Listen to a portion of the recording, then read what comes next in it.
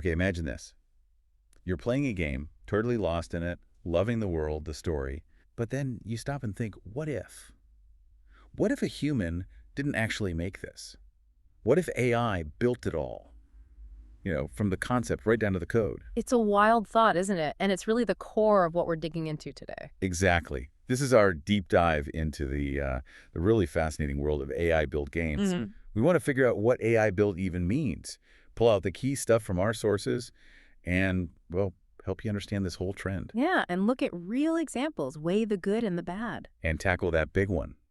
Do players actually care who or what made the game, as long as it's fun? Well, first off, AI built isn't just one single thing. That's clear from the sources. AI tools are popping up pretty much everywhere in game development now. Everywhere. You mean like actually creating stuff, not just helping out? Yeah, genuine creation. We're talking about AI generating game ideas, writing actual code that works. Wow. Designing levels, making art, animations, even writing dialogue and, the game's lore. Okay, so when you say almost every stage, is it realistic for, say, a solo developer to skip coding altogether?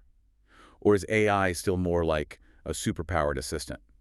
That's the interesting part. Tools like GPT for dialogue, Unity Muse for design stuff, Scenario for art. Sloyd for assets, too, I've heard. Right, Sloyd for 3D models. It's less about one specific tool and more about how they work together. The sources suggest it's becoming, well, pretty plausible for one person to ship a whole game without writing code themselves. That's kind of revolutionary for game development access, isn't it? Absolutely. It's democratizing things in a way we haven't really seen before. And this isn't just theory, right? Are there games now that use AI heavily? Oh, for sure. AI Dungeon is a classic example. It's text-based, and the AI just creates the story as you go. I remember trying that. It was. Yeah, mind-bending is the word. Totally. And there's This Girl Does Not Exist, plus loads of AI jam games you see on itch.io. Quick prototypes showing off AI. Right, those game jams. And there was that case study, remember? The TikTok game that went viral. Apparently made in just a weekend with AI tools. A weekend? Yeah. Seriously, that's incredible speed. Which brings us back to the player.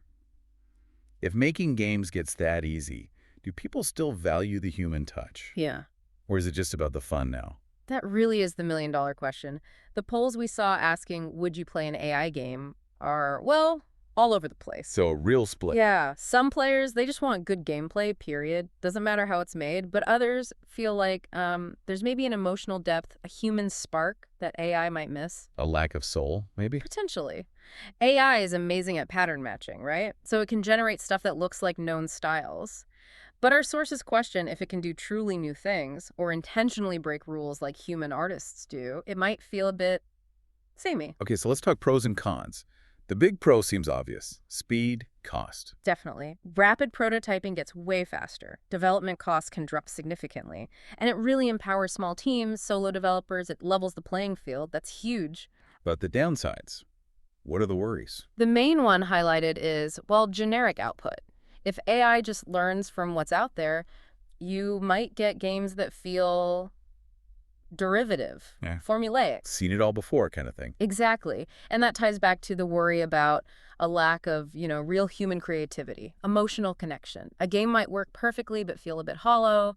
Plus, there are ethical questions, too, about originality, potential bias in the AI models, things like that. Right. So looking forward, where does this leave indie games? Is AI just the new standard tool? It could be. Maybe it becomes as essential as, say, Unity or Unreal Engine are now. Or could it go even further, like AI marketplaces where you just type in a prompt and boom, instant game? It's a possibility people are talking about. Imagine prompting a game concept and having it generated almost instantly.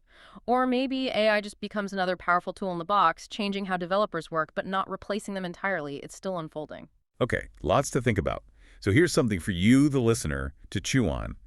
If an AI-made game was genuinely fun, really grabbed you, would you play it?